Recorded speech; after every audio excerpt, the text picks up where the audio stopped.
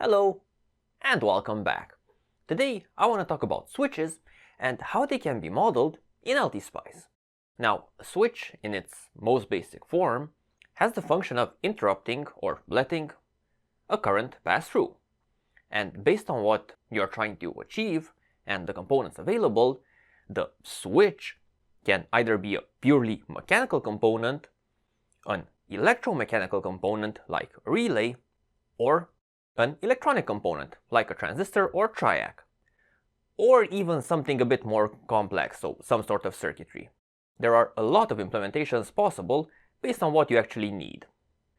So what I want to do today is look at how a more simplified version of the switch can be implemented in LTspice, on the one side to account for the basic use case, so interrupting or letting a current through, but also to simulate various non-ideal behaviors. So if you're curious, then keep watching.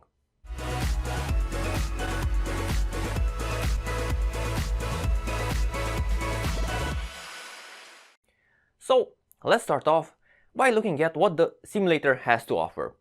What is the component closest to representing the behavior of a switch? So one of the basic components available in the Spice library is the voltage controlled switch. This component basically takes an input control signal and uses this to control a current that's passing through it.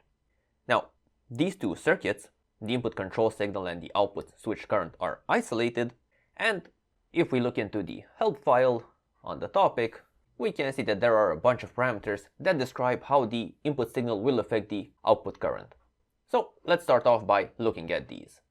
So first off, I prepared this basic circuit in which I'm using an input control signal, so this is just a basic pulse source going between 0 and 1 volt, but it's not transitioning directly. It has a 1 second rise and fall time, so you can see exactly when the input signal has an effect on the switch.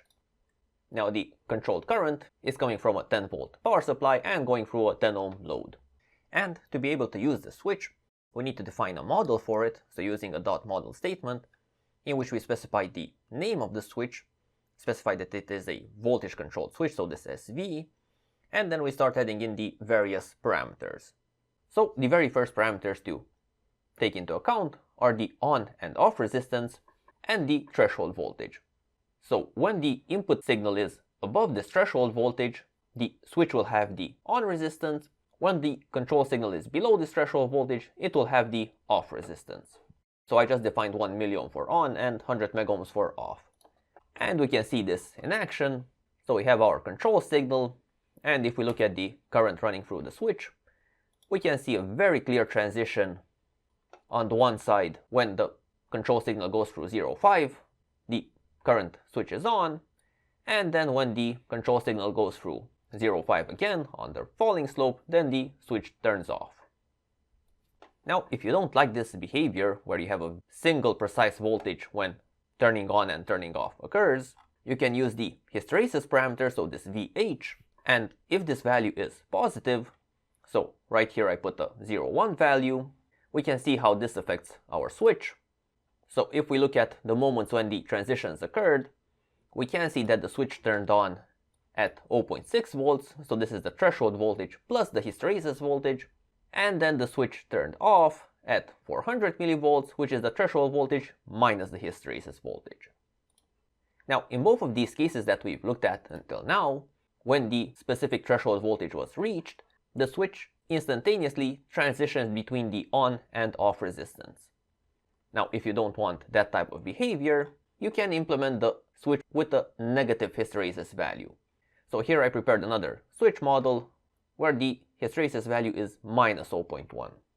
If we check out how this thing behaves, so again we see our control voltage, and if we look at the current running through the switch, we can see a very nice gradual transition between on and off. So at the value equal to 400 millivolts, which is the threshold voltage minus the hysteresis voltage, the switch starts to transition on, so below this value it's completely off, and the transition to on is finished at around 0.6 volts, which is the threshold voltage plus the hysteresis value. So above the sum of these, the switch is completely on, below the threshold voltage it's completely off, and in between there is a transitional area where the resistance goes from the on value to the off value. Now, other than these 4 parameters, the switch has some other descriptive values. So on the one side, you can add some series inductance. Any switch has some series inductance, so if this is an important behavior to include in your model, you can add it. And then you have these series voltage and current limit parameters as well. And to show how these work, I prepared these 2 switch models. On the one side, one has a series voltage of 1 volt and a current limit of 0.1. And on the other, we have the same series voltage of 1 and the current limit of 10. So the way these will behave, if we look at our control voltage and output current and output voltage, let's just separate the two. So when we reach our threshold voltage, so this is 0.5, there's no hysteresis here, the switch turns on, but the voltage achieved on the switch is not the 1 volt that we set here, rather it's 9 volts. That is because the current that would be running through this switch is higher than 100 milliamps, so the current limit comes into play. So with this implementation, the voltage on the switch is as high as it needs to be, not to violate the current limit.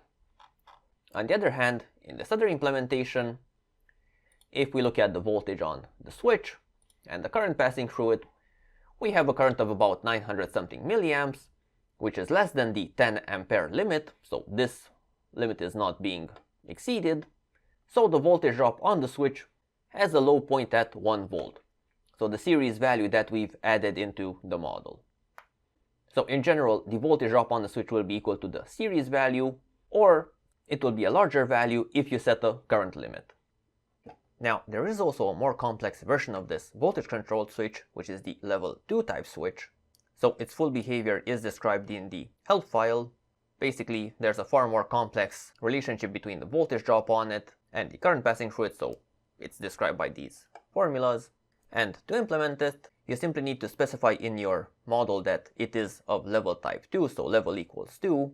And one of the features that this model has is that you can set it to be one way only, so it can conduct current only in one direction. So I also specified this in the model name. So if we now look at how this circuit behaves, so we have the same control signal as before, and if we look at the voltage drop on the switch, we can see that there's again this smooth transition between on and off, and well, similar behavior in current.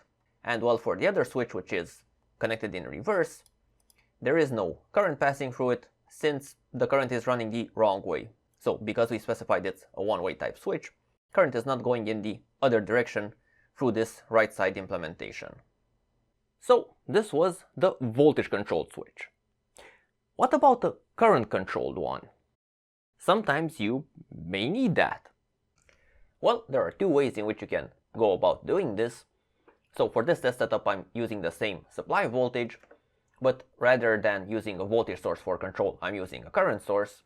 And one way in which you can implement a current controlled switch is by using a voltage controlled one and driving it from an H source. So this H source is a current dependent voltage source. So what I'm doing here is taking an input signal, which is the current running through some other voltage source, multiplying it by 1, and converting the current into a voltage. So to get this H source to work, you also need another voltage source, which can be used with a 0 voltage drop, and then the control signal simply goes through this voltage source. The H source converts the current running through V1 into a voltage, and then using this voltage to drive a switch the way you would normally do. Now, another way of making a current controlled switch is by using the dedicated current controlled switch component, which exists in LTspice.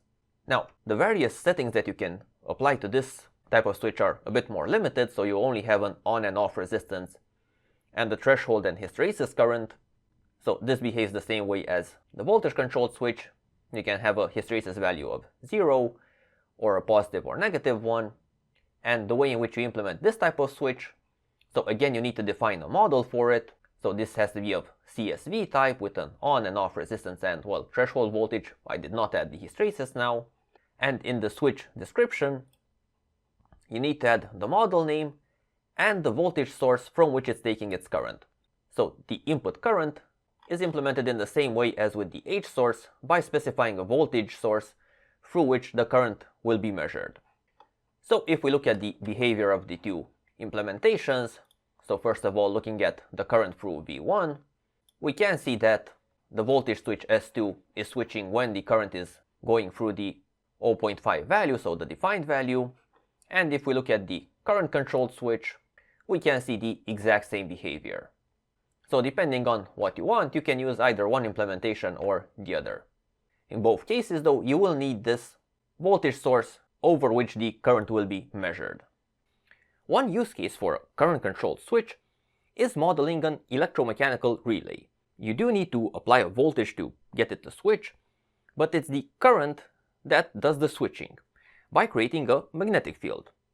This is important to keep in mind when trying to turn off the relay, since the quicker you discharge the inductor current, the faster the relay will switch off. So to test this out, I prepared a little board here with a relay on it. So the relay is driven by a transistor, which is getting its signal from the signal generator, and then I'm using the oscilloscope to monitor how the circuit is behaving. So the first channel of the oscilloscope is looking into the collector of the transistor, second channel is looking at the supply of the relay, and then I'm applying the math function to obtain the voltage drop on the relay coil, and then my third channel is looking at the output, so that we can see when the relay is actually switching. Finally, fourth channel is the input signal, so we can get a reference to which to compare things. So there are two cases I want to highlight, first one being when the relay coil is being discharged by a flywheel diode. So I added the generic 1N4148, and if we turn things on, see how things behave. So what I did here, I triggered on when the relay is turning off, so you can see the green signal going low, the voltage on the transistor collector jumping up a bit, and then the voltage on the relay, this white one, dropping from the high value, so about 12 volts, down to, well, minus 0.7, and then stabilizing at 0. Now under these conditions, if we look at our blue trace, so the output, and we add in some cursors, we can see that from the moment when the signal generator gave the signal to turn off until the relay actually turned off, we had about 5.9 milliseconds. So this is a perfectly reasonable result for an electromechanical switch like a relay. However, we can do things a bit differently. So now what I've changed is, rather than having a simple diode over the relay, I have a diode in series with a Zener diode. So what this should do, we should obtain a far larger voltage drop on the relay when it's turning off. So if we try this out, we can see a slightly different behavior. So first off, when the supply turned off, rather than having the collector of the transistor go to 12 volts, we have it jump to a much higher voltage. So this is the inductor discharging, and well, this voltage is dependent on the Zener diode that was added. And if we look at our math channel, the voltage on the inductor, we can see that it went from the plus 12 volts to a minus quite large voltage. And the outcome of this can be obtained in the blue trace. So let's just zoom in a bit to get a clearer picture. So before, from the moment when we switched off the signal to the moment when the output actually switched off, we had about 5.9 milliseconds. Now it's about 1.36. So by increasing the voltage drop on the inductor when it was discharging, we got the relay to turn off faster. So now let's check why this is happening in the circuit simulator. So to try out this experiment, I prepared these two circuits. So I'm modeling the relay. On the one side, its coil, so it's measured inductance, its series resistance, and the voltage source with 0 volts. And for the context, I use the current controlled switch. So I'm using this voltage source with 0 volts to measure the current. And then the definition of this current source, you can see here on the right. So I put an on resistance of 1 milliohm, off resistance of 100 megohms, and I just defined a threshold current of 6 milliamps without any hysteresis, so just to keep things simple. Now the two circuits, the difference between them is that on the one side we have a simple diode, on the other we have a diode in series with a Zener. Both circuits receive the same control voltage and are supplied from the same 12 volts. So if we run the circuit and see how this behaves, so first of all we have our control signal. If we look at the current running through the relay with the simple diode, we can see that the switch is turning off about 1.6 milliseconds after the control voltage disappeared, And if we look at the relay with the Zener diode, we can see a much quicker response. So here it's a bit more clear. We have our control voltage dropping, then the current running through the relay on the left side is dropping in a few hundred microseconds, and then the current through the other relay drops a bit later. So the reason for this different behavior is that the energy that is present in the inductor on the right side has to discharge through the 627 ohms and the very small voltage drop on the diode, whereas on the left side the current doesn't just go through this resistor, it also goes through about a 30 volt voltage load. So because the output voltage of this inductor on the left side is so much larger, it will discharge much faster. And that's exactly what we see also in the plots. So is there anything else you might want to model about the switch's real-life behavior? There is one more interesting phenomenon that might be of interest in certain cases. If you look into a properly made design with mechanical switches used as input ports to some sort of microcontroller, you will see that between the switch and the controller, there usually is some sort of filter. Let's investigate why. Well, this has to do with a phenomenon called bouncing. And to show this off, we can again look at our relay board and strictly focus on the output. So the contacts of the relay are mechanical, so the same phenomenon should happen as with any sort of mechanical switch. So if we run the circuit, we can see a nice transition from low to high, but if we zoom into it, we can see that the transition was not done directly. So we didn't cleanly transition from a low value to a high value. We had this phenomenon in which it tried to turn on, then it turned off, and on and off, and so on. So this is the bouncing phenomenon that we are looking for. The reason behind this behavior is that the two contacts that are making the electrical contact are elastic, so when you slam them together, they don't just stay there, they bounce a few times until they stabilize. And this is exactly what we are seeing. We have our first contact, then they bounce off, and then on and so on. So it takes a while for the switch to stabilize. Now this phenomenon is mostly obvious when the switch closes, but to a certain extent you can see some non-ideal behaviors also when the switch opens. So you can see that we have a bit of bouncing also when this switch opened. So how can we simulate this sort of behavior in the circuit simulator? Well, it's not really easy. One implementation that can reproduce this behavior looks something like this. So first off, I'm using the same control voltage that we had a while back, so a 0 to 1 volt signal, and as switched supply, I'm using a 10 volt supply. So the model works as follows. We take our control signal and drive these two switches, which basically form a push-pull stage, and the way in which I implemented this, I used the same threshold voltage for both of these switches, but for one of these I have the on resistance at 1 milliohm, for the other I have the off resistance at 1 milliohm. So no one said maximum current should be occurring when the on resistance is conducting. So by doing this, when we have an input signal above 0.5, the upper switch has 1 milliohm, the bottom switch has 100 megohms, and when the control signal is below this 0.5 threshold, then the two resistances switch.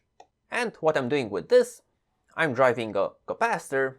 So from this 1 volt voltage source, on the one side we have charging through this upper resistor R3, and then we have discharge through R5, and of course these two resistors could have been included into the switch models, but I left them outside just to keep things simple.